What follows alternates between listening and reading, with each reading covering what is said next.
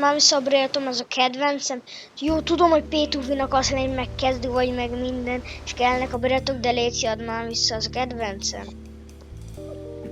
Tudod mit? De hogy is adom vissza ezt az 559 kás pénzsákosat. És ráadásul job Sour. De hogy Jó. adom vissza? Figyelj! Van egy ajánlatom.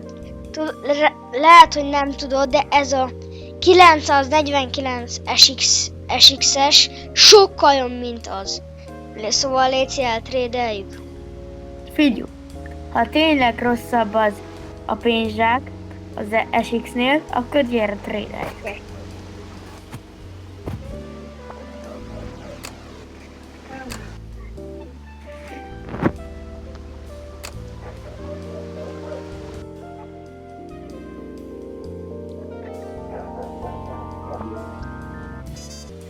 Na természetesen, srácok, meg volt játszva, ebből az a tanulság a kezdőknek, hogy sose trédeljenek úgy, mondjuk, hogy nem tudják, hogy mit trédelnek, miért,